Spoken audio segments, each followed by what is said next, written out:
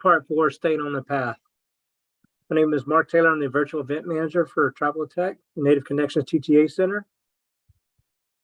And on behalf of the Native Connections team and the contracting officer representatives, Maureen Madison and Jan Albert Cooper, I'd like to thank you for all joining us today.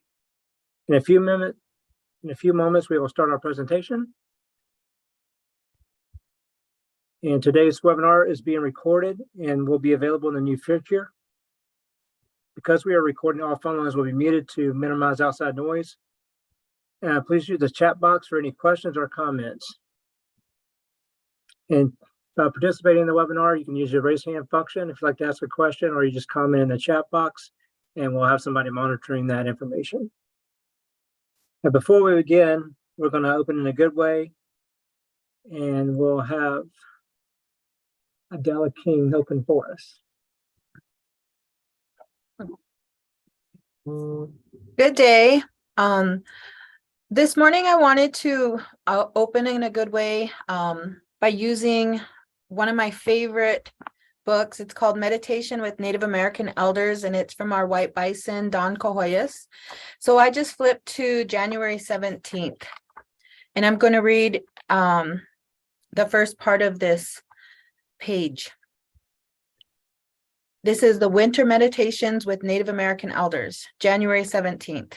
In our story of creation, we talk about each one of us having our own path to travel and our own gift to give and share. You see, what we say is that the Creator gave us all special gifts. Each one of us is special, and each one of us is a special gift to each other because we've got something to share. That was written by John Peters, Slow Turtle, from the Wampanoag Nation. I think that's so appropriate for today when we're getting ready to learn more about the strategic action plan today. So with that, thank you. And I'll turn it over to Mark.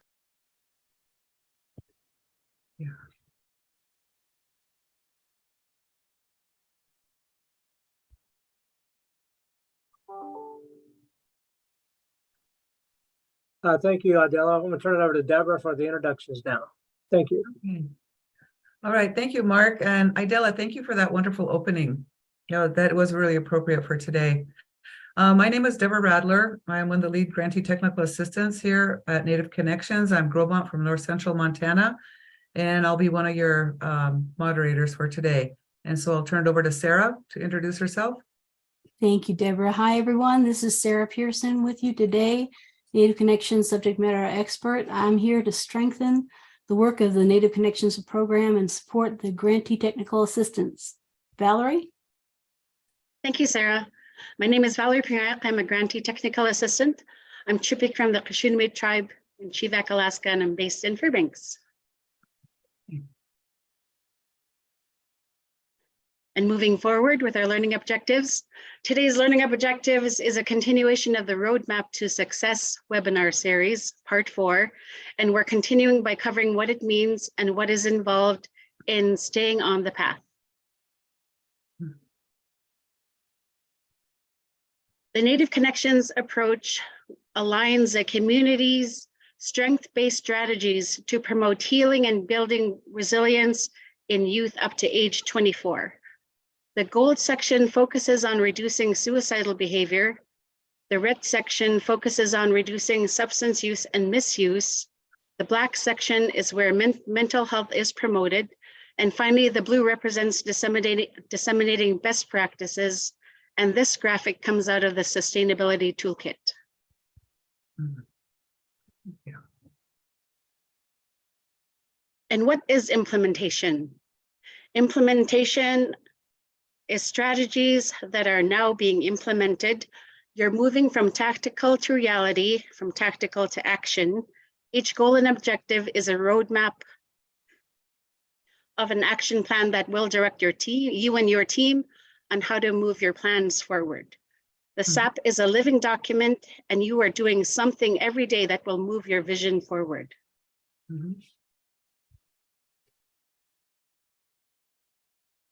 So I think as we get going here with implementation, just looking at everybody that's on the webinar today from all of our different cohorts, I think many of you are in the implementation process right now. And so I'd really like to invite everybody that's on the webinar today, take a minute to write in the chat box. What is one lesson that you've learned that you want to share with your fellow grantees that has helped you as you implement your SAP? I know with the grantees that I work with, they have some really good lessons that they've learned from other grantees and that they've generated themselves that they have shared with me. So I'd really invite you to take a minute to, just write down one lesson that you've learned and put that in the chat box for us. I think that'll help us as we move through this webinar to, really focus on some of the things that you're saying out there. So this could be other GTAs that are here. What are some things that you've learned from grantees that have helped the implementation process? So I would really invite you to share with us in the chat box. And we'll be monitoring the chat box as we move through the slides and coming back to your answers. Yeah, implementation and sustainability are pretty big words. Mm-hmm. What does it mean to implement what you just planned? And how do you sustain that once you started moving down the road? Yeah. And I think when you're looking at, implementing your plan, you want to really cover your bases. And, what does that mean? What does that mean for you to cover your bases? You have community advisory boards, you've got stakeholders, how committed and informed are they to help you move your plan forward? So you can answer in the chat box, any of these questions. How do you plan to communicate with your stakeholders or your community advisory boards or the youth? Do you have a social media plan? Are you following it? How are you going to motivate people to attend your events? How are you going to motivate people to help you conduct the event? Who are your volunteers? Who are your leadership that's going to be there to help you? How are you going to motivate them? How do you notify them? I'd really, again, invite you to answer some of these in the chat box. Deborah, I'm not going to be motivated to come to an event unless I know that I'm involved. Mm-hmm. If I don't feel like I'm involved, I won't come to an event planning meeting or anything. I want to know that I'm welcome and that my voice counts in the program development. Great. I think we have, Kimberly in the chat box. She's saying that she's still working on constructing the SAP, but she feels it's really important to keep saying this at your forefront. Nothing about us without us. Wow, I like that. Thank you for sharing that. And that makes sure that you're moving forward with the support of your community and how they want to heal themselves. Hey, Kimberly, thank you for sharing that with us. And again, I really invite all the other grantees and GTAs to, put some of your thoughts in the chat box. Roadblocks. I think everybody runs into some kind of roadblocks when you're implementing your plan. What do you do to get around those roadblocks? How are you realigning that support back into your plan? So let us know what you're doing, so that we can share that with everybody else here. Deborah, I have a question. Can you make addressing SAP implementation roadblocks as one of your active goals or objectives in your SAP? I think you can build that into your plan. I mean, right now, one of the things that's impacting everybody is the weather, whether it's these storms on the east, the west coast over in California, the blizzards that are happening up north, the rain back east, we're all impacted somehow. And so you've got to be able to, move from in-person back maybe to online sometimes, or else, figuring out a way to postpone an activity, but get that out there that it's only postponed, not canceled. So strategies, think about what strategies you're using to move around and to communicate back to the people that you want to continually motivate. I like what Aaron Casham said. They wrote that one of the things that helped was to break the objectives down even further if needed. For example, itemizing what all needs to happen to complete an event or activity. Absolutely. That Mhm, helps to bring or keep things on track and also to see progress towards the goals. mhm. Absolutely. So take all of those objectives and really break them down into small activities. What activities need to happen to make that objective come alive? Mhm. Thanks, Erin. Yeah, next slide, please. Avoiding implementation pitfalls. Oh boy. What would be a pitfall, Deborah? Maybe things, and Valerie, things like lack of ownership. Again, getting back to if the people don't have a sense of ownership in your program, they may not be there to help you implement it. Lack of communication. Did you think about maybe putting a communication goal or objective into your SAP? That would be really helpful to make sure you're communicating in all directions. Here's another pitfall, maybe not considering implementation. And you, to get around that one, consider writing an implementation objective or goal into your SAP. Mhm. Maybe your SAP is just overwhelming. Maybe you've got so much in there that you didn't really think, how are we going to move from tactical to practical, from moving it from the sheet of paper onto where the rubber hits the road, which is implementation. So when you're having a meeting with your community advisory board, maybe have a walkthrough of when we start to really hit the go button on this activity plan, on this action plan, how is it going to roll out in our imaginations? So do a little dry run in your head during a meeting. That might help. You know, Sarah, looking at the two bullet points at the bottom, you know, not considering implementation and an overwhelming plan, to me, that says that you have a strategic action plan that maybe is more on the weak side. And I think you have a national learning community coming up really soon to focus on really revisiting your strategic action plan. So that might be something people might, you know, look forward to here in the next month or so. But that's kind of what that would say. That's what that kind of says to me, is that that strategic action plan needs some work. Thank you for that commercial. Yeah, be on the lookout. Coming up next month, early on the 7th of February, we have a national learning community on strengthening a weak SAP. So be on the lookout for that. Thank you.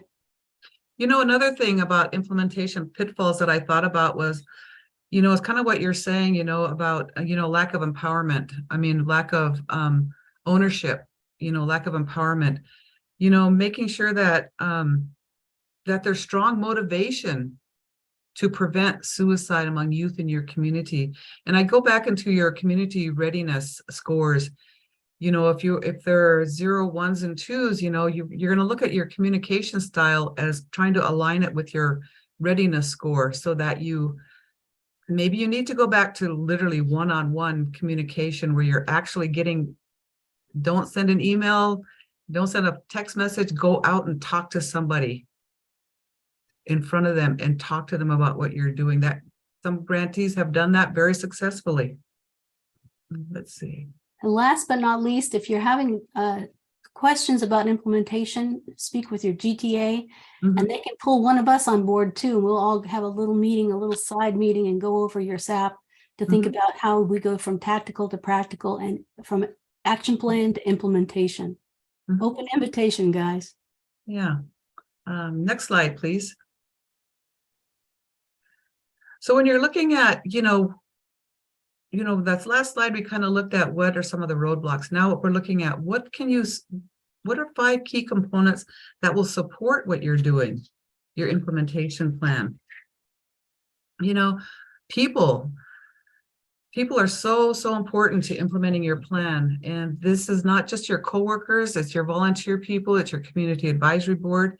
It's making sure that, you know, you have the right people with the right skills, the right competencies that are there to help support your plan. You know, and these plans take months to implement, you know, and so involving all of these people in your planning as you're developing your strategic action plan, and then helping them move forward to helping you implement this, that helps create that sense of ownership that I think our plans really, you know, thrive on. Your resources. You know, when you're developing your strategic action plan, one of the things that we have on that SAP is we have a column there for budget. You know, really think about how much does that activity cost? Because you want to make sure that you have sufficient funds and that you are able to get your supplies that you need for whatever activities that you're going to do. So, I know right now it's like costs are just going up for everything. And maybe what you budgeted 6 months ago is not realistic now. So realigning your budgets, if in that strategic action plan, those I call them just a ballpark figure, but maybe you need to reevaluate that again on the costs that are happening today. The structure. What is your structure? What is your communication style? What is the line of authority? As a director, as a coordinator, down to your volunteer, are you practicing open communication with everybody so that people are really clear on what is their role in an activity? Are you planning meetings so that you can bring people together before an activity happens? And then after an activity, maybe you want to have another meeting to discuss what worked, what didn't work. I mean, that's something that we do a lot here. The GTAs do a lot. We're always doing our feedback to make sure that what we're doing, we can just do it better next time. And then, looking at the culture, this is the environment that your company has, that your program or your organization, what is your mission? What is making people feel comfortable? So that, that's the culture that you're creating, that welcoming culture that sends out that positive energy, and that helps you move forward, so that it all goes back into your strategy to support what you're doing. So again, take a moment to look in the chat box, put a few things in there about what has helped you move your programs forward. Next slide, please. Toolkits. You've heard me say this before, and you're going to hear me say it again. Look Another into toolkit. Native Connections Resource Center, because we have an awesome toolkit for you in there. This is an indigenized evaluation toolkit. Many of your programs have professional evaluators. Many of you are doing the evaluation on yourself. But please take a moment to review this toolkit, because I think it really provides a lot of good ideas in there on how to do evaluation, data collection, surveys. How do you do evaluation reports? We really put a lot of information in here that really will help your program. So take a minute to check these out. I did provide a link, I think, in the chat box. And again, you can always find this in the Resource Center. If you still have not had, if you've had problems accessing the Resource Center, please talk to your GTA and they will make sure that you can get in there. Okay. Hey, Deborah, Jackie Lloyd Randolphy mentioned, we try to estimate how many staff hours this is going to take. Oh, that's important. Mhm. And for some events or activities, we document the hours. That's helpful. It helps us when we report to supervisors and to also decide if our time can be better spent Mhm. elsewhere. Interesting. Mhm. That's Yeah. a good way. That's a good way to back up and punt. Sort of take another look and adjust your action plan as needed. And I think that self-evaluation that you do within programs, that's so important, just on exactly everything you're saying in there, Jackie, because I think that really does help you, to stay on the path, to keep moving forward. And that's what we really want you to do. Next slide, please. And some of the other documents or resources that we've created for you are our fact sheets. And I really like highlighting these in the webinars, because these are like surveillance in Native communities. This is like, I think, a 4-page fact sheet. You can download these. You can provide these fact sheets to your advisory boards. You can use them in reports to kind of highlight, different information. Assigning local evaluation strategies to community readiness dimension scores. That is tricky. You look at your evaluation toolkit, you also look at your community readiness manual, to try to figure this out. So we took that information and we put it into this fact sheet for you. So again, these are in the Resource Center. Systematic information gathering. You all have indicators that you have to do quarterly in your annual reports. I think this fact sheet really will kind of help you understand, how to systematically gather that information. This Native Connections approach is, again, based on all SAMHSA's information, the SPIF, Strategic Prevention Framework. If you follow your strategic action plan, you're going to gather the information that you need to report. And I think the systematic information gathering fact sheet will kind of give you some tips and ideas on that also. So again, these are in the Resource Center. The next slide. Now here's where we're going to turn it over to Sarah. And Sarah's going to share her desktop, and we're going to get into the bulk of our presentation in this Prezi. Bear with us a moment, and Sarah will bring it up. There we go. Okay. Great. I hope I'm queued up to the right spot. So the Native Connections approach we talked about in the last webinar on part 3.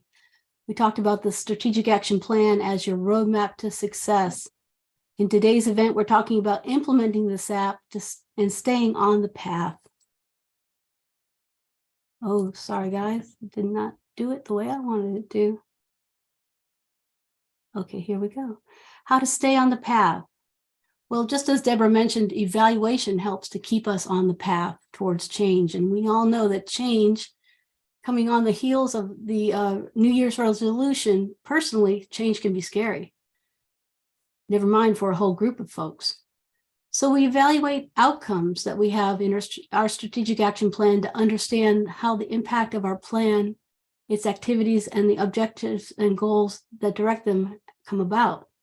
The outcomes or results of the work that you're doing can describe an increase or a decrease in behavior, like an increase in protective factors or a decrease in risk factors, for example. Or outcomes can describe the capacity to provide programming, such as participation, partnership support. Have you increased your partnership support, and have you increased the number of volunteers that support your program? Also, outcomes or results are indicators of change, and they demonstrate the fruits of our efforts. They tell the story of what the so what. They answer the so what question. So what happened? You provided this Native Connections event. What happened? Well, this outcome happened. Outcomes directly mirror your objectives. We're going to talk about that more in just a moment. And it's important that clear outcomes are born from SMART objectives. So we start with SMART objectives. And I all know everyone here on this call knows what SMART means. If you start with a SMART objective, you're going to have a clear outcome. We'll talk about that. Also, keep sustainability front and center in your plans from year 1. That's really important. Why would that be important, Deborah? Sorry, I was on mute. No, I think when you start building sustainability and right from the beginning of your grant, then that helps to move your vision forward. And you start really realizing that, a lot of the activities, a lot of the trainings and stuff that you're doing, you can continue with those once the funds run out. And so you can start planning for that well in advance of the end of before your grant ends. Thank you.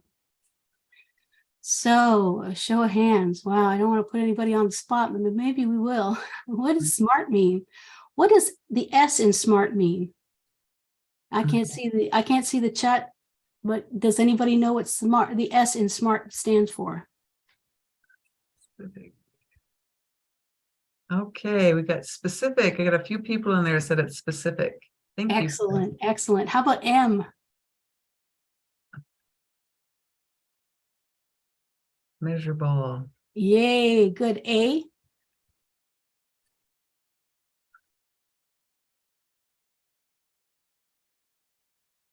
Attainable. Achievable. Achievable. Awesome. R? Both are right. Realistic. Relevant. Relevant. And T? Timely. Time bound. Yes. Timely, but perfect. They're both, well, I'll take them. I'll take both of them. Excellent. So we have a good handle on what SMART means. And when we apply that concept or that strategy to our objectives, we can make a week objective like this one right here, increase services for youth by providing age-appropriate, culturally based activities, which is so broad. What does that mean? You make it smart by saying, by the end of year 2, that would be the time-bound part. See how it's color-coded. Increase services by providing 2 complementary, that would be the measurable, culturally relevant activities that connect younger and older youth to adult mentors, relevant, and or provide opportunity for youth-led projects, that's achievable, such as digital storytelling and culture camp. That's pretty specific. So you want to watch for these outcomes to either increase or decrease things like the activities that you've offered for youth, or if you want to target older youth, are you increasing or decreasing the amount of youth you've served, and how would you measure that? How about the amount of adult mentors that are connected with youth, for example? How about the youth participation numbers? Again, maybe sign-in sheets. And are you increasing or decreasing the evidence of youth skill development? Are you able to show that any skill has been developed?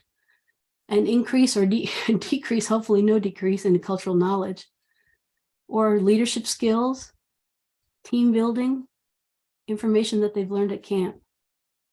So I think you get an idea. It's really important to have a SMART objective to reach a really great outcome.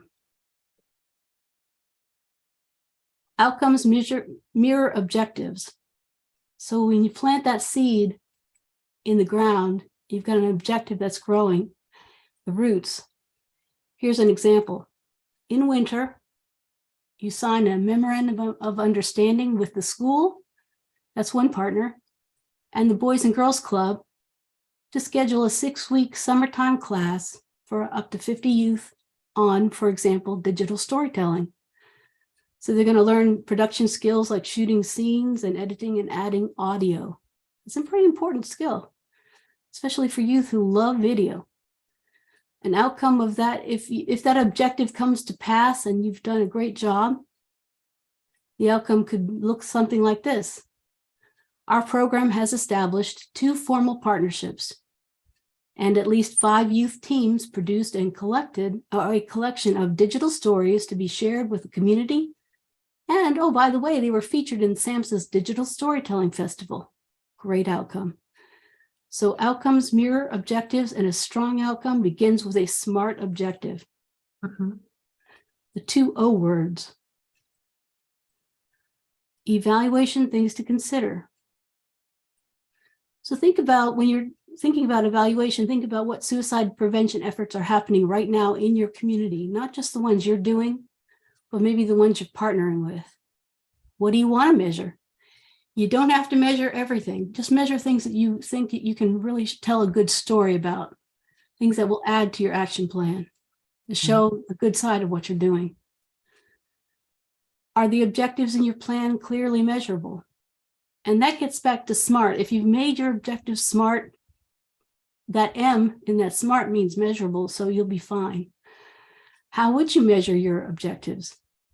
What kind of tools would you use to measure them? And have you discovered, if you can't find a good tool, have you made a tool? Have you created a tool?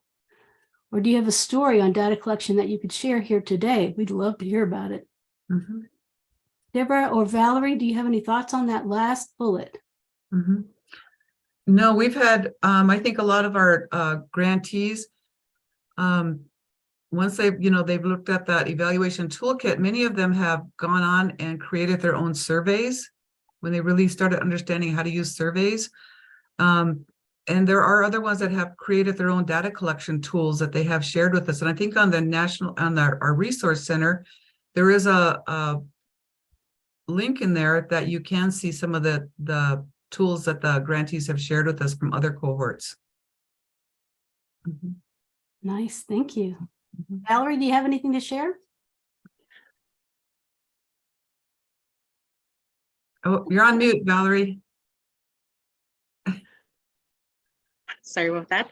We keep talking about the resource center, and in case any one of our participants are on who don't have access, you can gain access to that through the Native Connections Weekly Digest. There's a link there that you can sign up for, and to get access to our resource center. Mm. If you have further questions, talk to your grantee technical assistant. Mhm. Thank you. Thank you, Valerie. So let's talk a little bit about sustainability. And for that, I'm going to turn it back to my colleague, Valerie. Thank you, Sarah. So what are some key steps for sustainability? We're going to take a look at SAMHSA's 6 steps to sustainability listed in the toolkit. And just as a reminder, again, the sustainability toolkit is available in the Native Connections Resource Center, which you can sign up Mhm. for in the weekly digest. It's listed weekly. It comes out every Wednesday. Valerie, is it easy to sign up for? Because it takes me a while to figure out how to sign up for anything. It's pretty easy. It's free. And if you Mhm. have any difficulties, again, talk to your GTA so they can make sure that you have the permissions on our back end to Mhm. access the center. Thank you. Thank you so Mhm. much. So the first step is to build ownership among stakeholders. And you might ask, what does that look like? It could be strengthening partnerships and marketing the project outcomes. It could include collaborating with local community experts and agencies to bring forth traditional teachings, healings, and opportunities to deal with issues in your community. Mhm.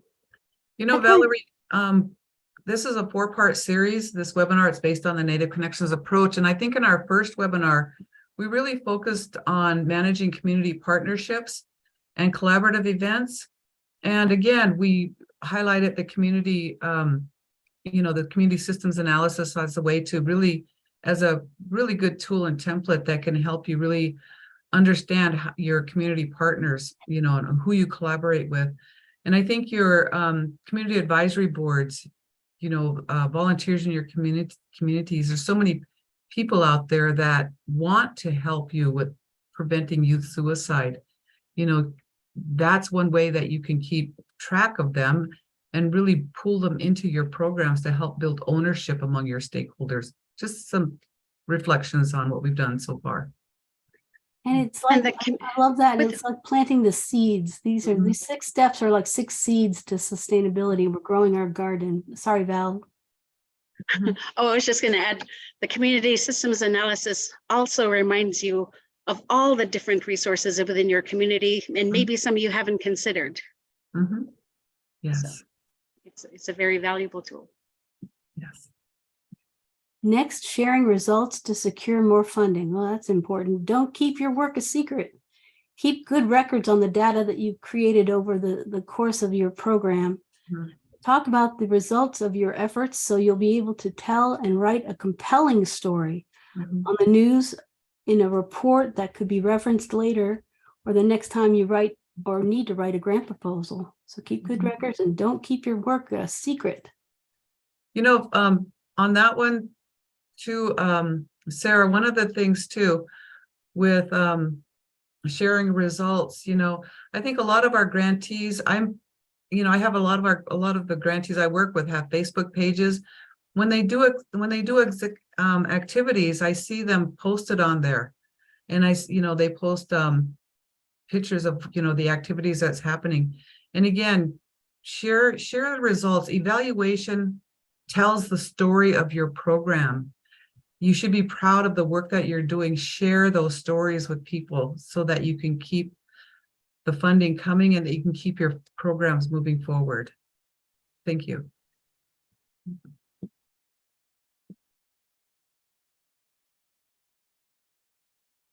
Okay, and I think that's, one of the things that I think about too is just really how are you going to publicize the outcomes? Because so many of you have such awesome outcomes. I mean, it's just amazing what are coming out of your programs.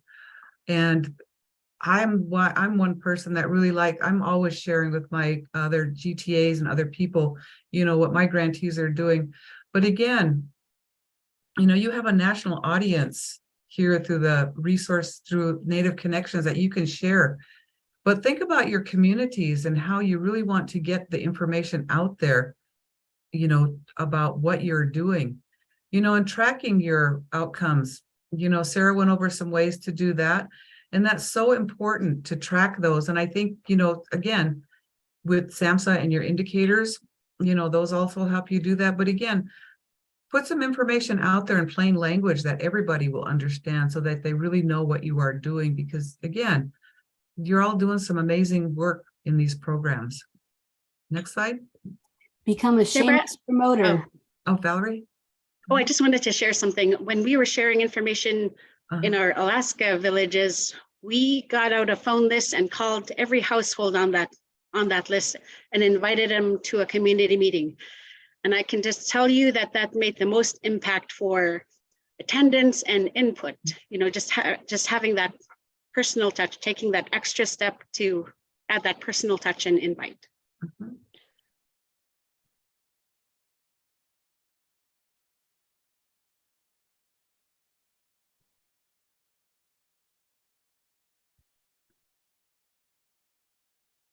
So I think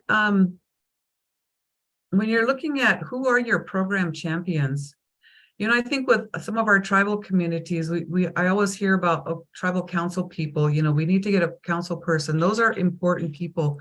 But what about some of your elders that are really outspoken, that have a lot of history that can help you with your program? You've got youth, in high schools, colleges that really want to step up and help do something, but maybe they don't know what to do. So I think if you take some time to really identify who is going to support you, and I'd really invite you to, maybe list a few of those people, or who those people are in the chat box. Who are your program champions? Who has really stepped up to help you move your program forward? What are some of the ideas that you might have to get, to really find people that will support your program, that will help you move forward? So again, I'd really invite you to, put some of these people or positions or ideas in the chat box so we can share them with everybody. Mhm. And once you get those people, don't let them go. Invest in their capacity, their knowledge, their skills and activities. So invest in the training of staff, partner staff, and other individuals in the community. Raise their capacity to accurately identify and support young people who are thinking about or are at risk of suicide, and beef up your referral system and protocols, and update your direct service providers' contact information in your community systems analysis. Again, provide free trainings to educate people about mental health disorders, for example, or talk about the crisis response protocol that you've developed if you have one, or how to identify someone in crisis and what to do if you do find someone in crisis. That's always an important thing. You can identify them, but what do you do once you identify them? So that kind of training could be really help build that capacity. Provide, for example, adverse childhood experience conversations and discussions at large in groups for people to spread the word and help everyone understand the risk factors that affect all of us in almost every single community everywhere. Mhm. And identify diverse resources. That's so important. Again, using your community systems analysis as a tool to capture and update joint planning meetings and events. Weave in formal and formal systems or partnerships and resources for suicide and substance prevention. So there's a lot going on with sustainability. Build those seeds of sustainability, plant them, and you'll have a wonderful garden at the end of the year. Mhm. Now I'll turn it back over to Valerie to talk about where we are on this journey. Thank you, Sarah. So this is an exciting time to keep moving forward with guidance and encouragement that you are on the right track. And back to your vision, revisit your program vision and why it's so important to keep moving forward on the path. Successful implementation of the SAP will reflect positively and strengthen not only the youth in your community, but your families and your communities as a whole. And that concludes the Prezi part of our presentation. Deborah?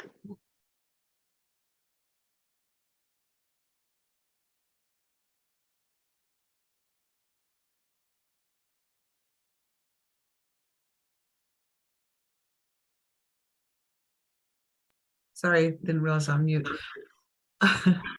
And again, we put a link into the sustainability toolkit. I'd encourage you to download that and take a look at it. And again, sustainability starts right from the very first day that you have received your grant. And, it should be built into every step of the way, as you're on your Native Connections journey. And so I'd really invite you to, really check out that resource center and to look at those fact sheets that are in there, because many of them cover different topics. And I think that'll just really help make your program stronger. Have anybody in our audience, our grantees that are on the webinar today, what have you had a chance to look at that toolkit already? What is your thoughts about it? Do you want to add anything, for your fellow grantees, on how sustainability has helped you or how you've worked that into your programs? The next slide, Mark. Okay. And again, one of the things is that we do have a list of podcasts, and we do have some in there that are focused on sustainability. One of them is an unscripted conversation with a grantee that did talk about, how important sustainability was on those. And again, I think going back to what Valerie says is that you can find the links for these podcasts. They do come out weekly, but then they are also in the resource center. And then, we have this other fact sheet, sustainability, key areas to focus on now. We've, developed some key areas, but what are some key areas that you have looked at that you are doing to focus on sustainability now? Crystalline Lemieux says, we started to look into it, but haven't done a deep dive yet. We have considered working towards or CDC, I guess, certifications and becoming CARF accredited so we can bill for Medicaid, Right. for groups to diversify our funding. That's excellent. Good idea, Crystalline. Yeah. Thinking ahead. That's what sustainability really is. It's like looking into the future, taking what you've got already and how can we build that into the future? How can we make it grow without that current funding from Native Connections? How can we take what we've already built and make it grow further? So expanding our garden, building our bridge to go further. Okay. So,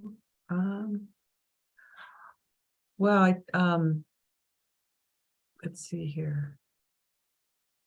Crystalline also says, we also created a monthly calendar of subsistence and outdoor activities so we can buy the reusable items. And once the funding is gone, we still have the reusable items we need from year to year. Outstanding, Crystalline. Good ideas. Buy things that are sustainable in themselves that will carry you into the future. And, the youth that you're working with, you're sort of building their skills too. I wonder if they would come back to help in the future as well, to volunteer. Yes. Can we open the mic for Crystalline? It sounds like she's available to give more ideas. Crystalline, are you ready? Yeah, can you hear me okay? We can. Okay, so we did just briefly glance at the sustainability fact sheet. And another thing that we've done is we've made partnerships where they have items that they bought with their grant dollars that we don't have. And we've made formal and non-formal agreements to use each other's supplies, just to build in the sustainability in that way.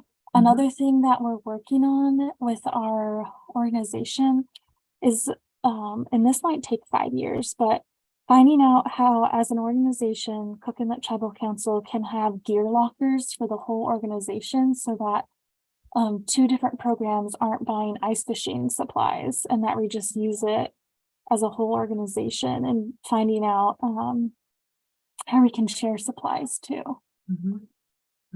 Oh, that's real coordination right there. Anything else? We also started doing inventory. And so we actually bought these QR codes so that we can keep track of what we have. And that way, we know what's needed for the next year. Mhm. Another thing that we started doing is we started tracking the budget for each activity so that we can write it directly into the grant so that we're not questioning whether or not we have enough. Mhm. And then of course, just patchwork quilting different funding sources. But I think our biggest one is working on getting CARF accredited and the chemical dependency 1 certifications, because there's other groups that have started to do that. And they're able to bill for Medicaid, and they, one group said that they had so many groups that they were able to use some of the funding to sponsor a family for Christmas. Mm. Outstanding. That is so wonderful. And you, just by starting to build those, coordinate those efforts across the community, you guys become a real resource to the full community. And if they like that resource, they're not going to want to see it go away. Mhm. Mhm. Yes. Well, I think we'd like to invite other grantees, if you'd like to unmute and maybe share some of information on sustainability. What have you done in your program, to really foster sustainability? Please unmute yourself and, take a moment to share with us. Mhm. Well, one of the parts of sustainability that I always come back to, Deborah and Mhm. Valerie, is the idea of not keeping what you do a secret. And so Mhm. often, we think, oh, I don't know if what we do is newsworthy. It's newsworthy. Anything that you're doing to save the life of any youth in your community is newsworthy. And those young people are soon going to become adults.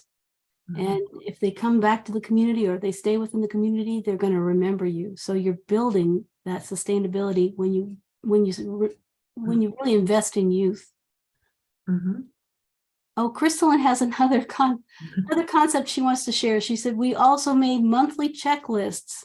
Boy, Crystalline, you guys have wonderful things. Monthly checklists so that we can share out with our partners. Excellent. We achieved the information so that we can build the processes to make it easier to do the activity from year to year. Mhm. Wow, Crystalline, I think we're going to have to do a webinar with you and to share more of these ideas. Mhm. Yes. Anyone else support Crystalline in these ideas? Any other concepts or ideas that you've done back at home?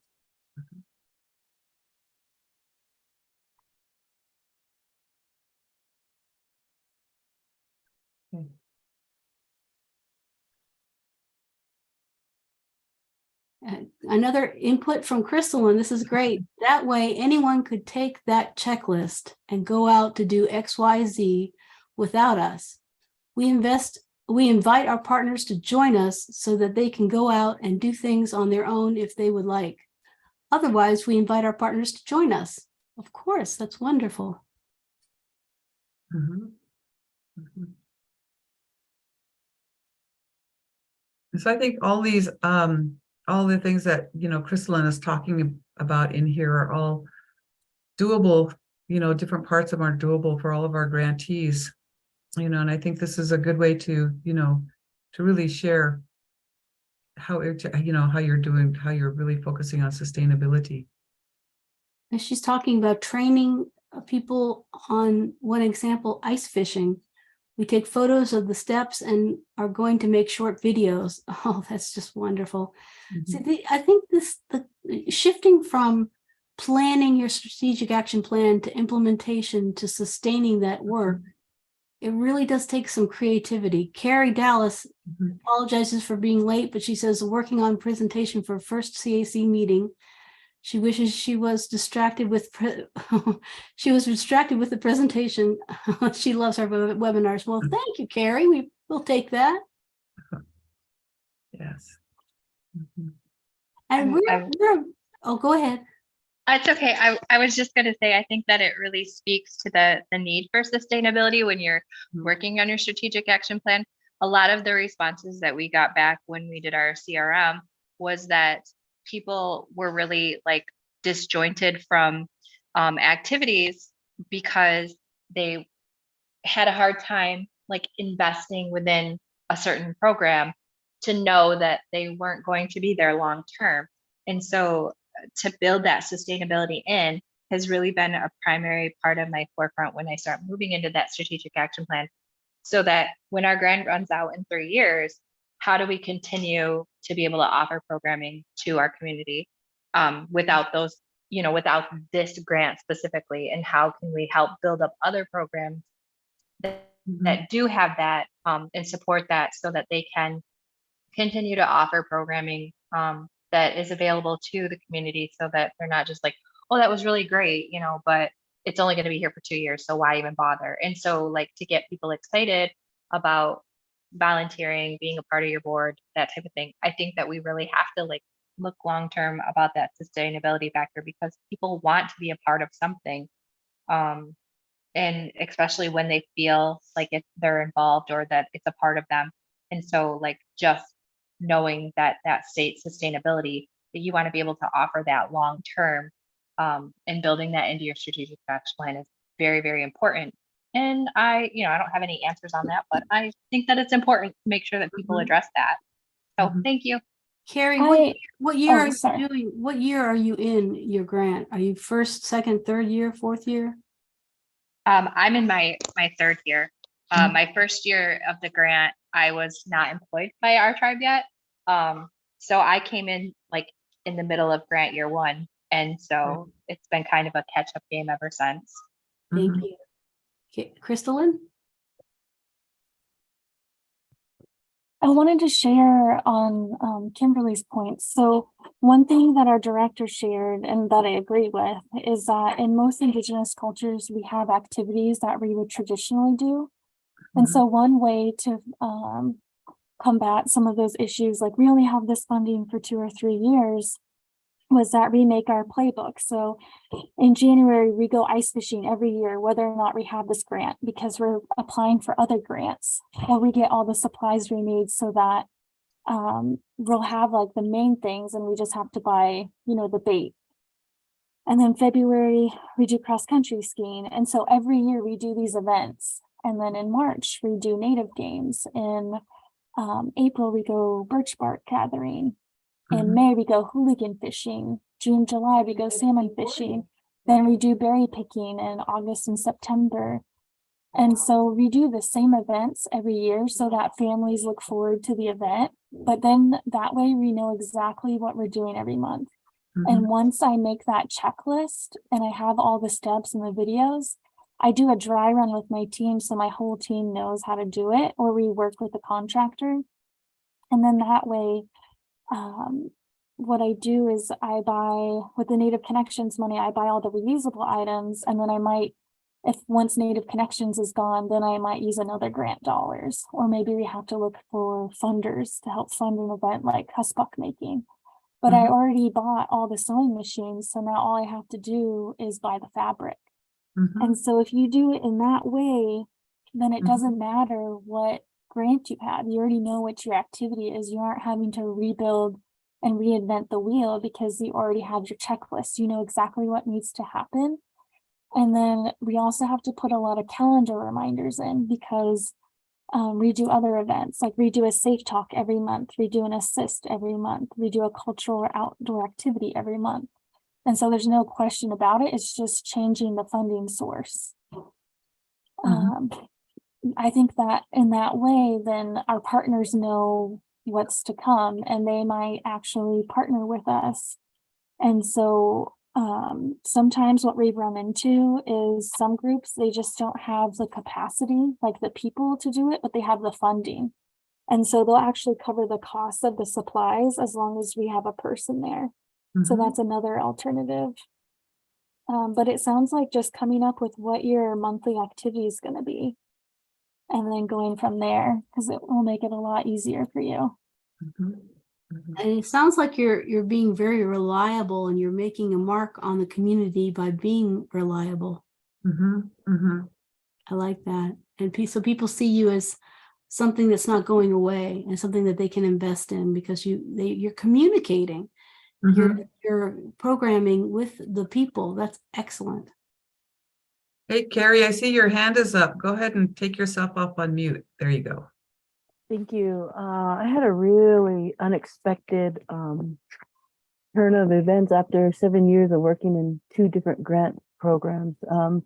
The grants I worked for was the SAMHSA Circles of Care. We did the assessment, and then we did CDC, Tribal Practices for Wellness Indian Country. Again, culturally based, community participatory, community based.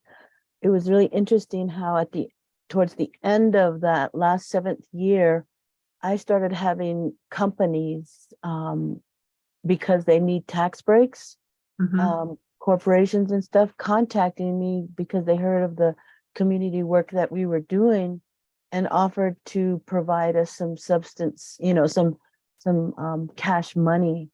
And so, but the problem I ran into once we received that money into our agency, the agency told us how to spend that money.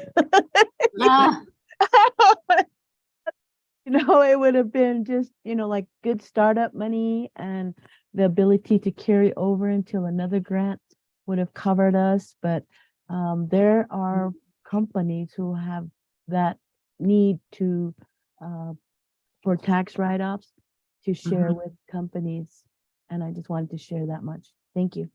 thank you. That's really helpful. You never turn away a person or money. Things attached or no, take it. Yes. Okay.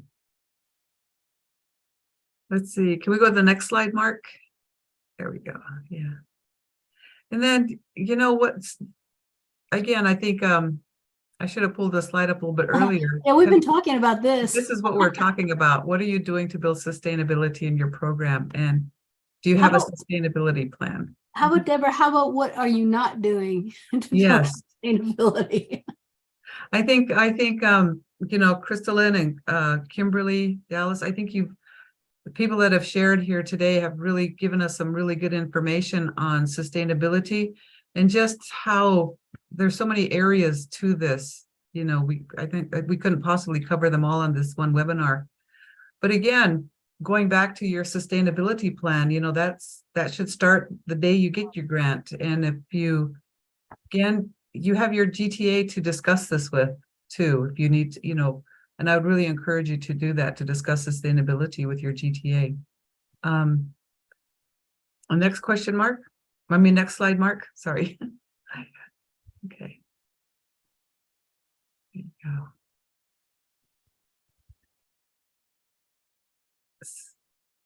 So I think this is bringing us to the end of our webinar. And if there's any final questions or closing comments about this is going to conclude our 4-part webinar series on the Native Connections approach. And I think we got Carrie, another comment to make. Go ahead and unmute yourself. There you go. Just one thing I wanted to say. I've done like 5 different classes, various years, starting from 2000 on powwow dancing, where the class runs a whole entire year teaching them different aspects of the processes and understanding and how it relates to living a good life, a healthy life, a long life, all those old traditional practices. And it's amazing how after every class, every grant class ends, I have parents who are willingly wanting to pay me to do this, continue this programming for their child.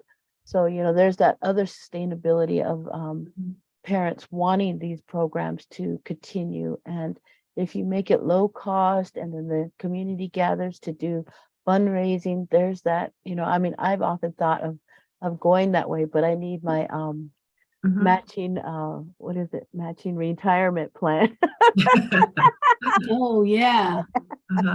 So, but, because, when you work, you don't have that much time after work, but, it's out there. There's parents who want their kids to continue the programming that these grant programs bring the community. Okay. Well, thank you for that. Hey, let's give a hand to the ladies that shared all that information. That was so helpful. Thank you so much, ladies. Yes. The next slide, Mark. There you go. And again, I just want to really thank everybody for being with us today. And really thank you for the ladies that shared with us on sustainability. And again, if you've missed any part of, any of these 4 webinars, the links will be in the the weekly digest. And then they will be posted up in the resource center also. And so they are available for you to, to go back and review again if you need to. And again, this is a SAMHSA webinar, and we really thank you all for being here today. Thank you. That concludes our webinar. Thanks, everyone. Thank you, Thank you. everyone.